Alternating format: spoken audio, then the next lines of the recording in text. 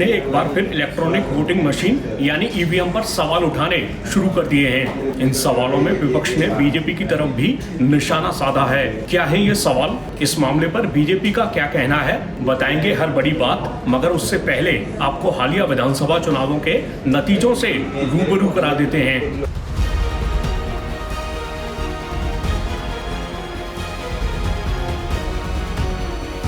ये विधानसभा चुनाव हुए राजस्थान, मध्य प्रदेश, छत्तीसगढ़, तेलंगाना और मिजोरम में। अब एक एक करके इन सभी राज्यों के नतीजे देख लीजिए।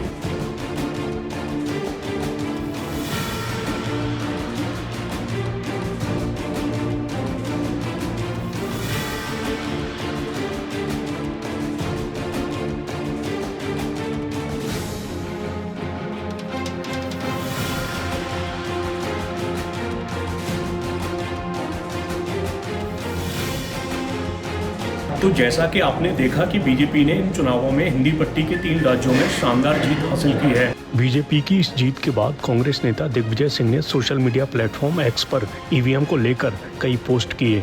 उन्होंने पोस्टल बैलेट के जरिए पड़े वोटों के कथित आंकड़े भी पेश किए। इसके साथ ही दिग्विजय ने कहा, चिप वाली किसी भी मशीन को हैक किया जा सकता है। मैंने साल 2003 से ईवीएम के जरिए वोटिंग का विरोध किया है। क्या हम अपने भारतीय लोकतंत्र को पेशेवर हैकरों द्वारा नियंत्रित किए जाने की अनुमति दे सकते हैं? दिग्विजय ने कहा कि ये वो बुनियादी सवाल है जिस पर सभी राजनीतिक दलों को ध्यान देना होगा। इसके साथ ही उन्होंने चुनाव आयोग और सुप्रीम कोर्ट से पूछा कि क्या वो भारतीय लोकतंत्र की रक्षा करेंगे। सर, तो ईवीएम को लेकर क्या संशय? देखो, ईवीएम तो मैं 2003 से मुझे भरोसा नहीं है ईवीएम पर। क्योंकि बात यह है, हमने बटन दबा दिया, पता ही नहीं पड़ा वोट कहां गया। अब वीवीपैट आई है, तब 7 सेकंड के लिए दिखता है। हमारे हाथ में क्यों नहीं मिलता वो बैलेट पेपर? क्या वीवीपैट की भी गिनती होनी चाहिए क्या?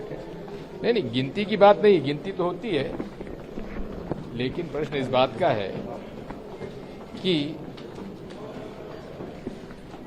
हमारे हाथ में वोट क्यों नहीं मिलता?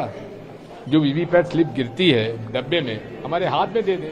तेलंगाना में अलग जनादेश है, 3 राज्यों में अलग है। बीजेपी को बड़ी जीत मिली है तो जनादेश का स्वागत करना चाहिए, चाहे जनादेश ईवीएम का हो या और कुछ हो। लेकिन हम लोग हमेशा कहते हैं,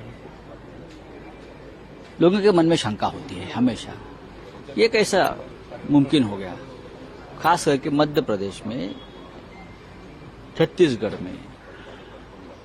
तो हमें कहते कि अगर ये लोगों के मन में शंका है तो एक बार शंका दूर कर दीजिए। एक चुनाव आप बैलेट पेपर पर लीजिए ना, एक चुनाव से, और लोगों के मन में जो शंका है दूर कर लीजिए। वहीं नेशनल कॉन्फ्रेंस नेता फारूक अब्दुल्ला ने भी ईवीएम पर इस तरह सवाल उठाए हैं। सर, ईवीएम को लेकर के भी सवाल उठाए जा रहे हैं। दिग्विजय सिंह ने कहा है कि कोई भी मशीन जो चिप से चलती है उसे हैक किया जा सकता है। आपका क्या मानना है इस बारे में? देखिए, जब ये मशीन पहले आई थी कांग्रेस के वक्त में, मैं चीफ मिनिस्टर था, उस वक्त ही हमने इस मशीन के बारे में कहा था, उनसे पूछा था इलेक्शन कमीशन के लोगों से, क्या इसमें चोरी हो सकती है? उन्होंने कहा हो सकती। अब कोई ना कोई तरीका ढूंढना पड़ेगा इस मशीन को ठीक करने के लिए, कि लोगों का भरोसा इससे उठे नहीं, वो करना पड़ेगा। चलिए अब आखिर में आपको बीजेपी की प्रतिक्रिया भी दिखा देते हैं। बीजेपी की तरफ से केंद्रीय मंत्री गिरिराज सिंह ने विपक्ष पर करारा पलटवार करते हुए कई सवाल उठा दिए। भाई, ये कोई नई बात नहीं है। विपक्ष जब जीत जाते हैं, तेलंगाना के जीत पर नहीं ईवीएम उठाए, पंजाब के जीत पर नहीं उठाए, हरियाणा, हिमाचल के जीत पर नहीं उठाए। जब ये हारते हैं तब अपनी गलतियों को, अपने ऊपर जो जनता का आक्रोश होता है, जो गिरती हुई साख है, उस विषय को उठाने के बजाय ईवीएम पर उठाते हैं। ये कोई नई बात नहीं है। तो अब देखना दिलचस्प होगा कि ईवीएम को लेकर हो रही ये सियासत किस दिशा में आगे बढ़ती है।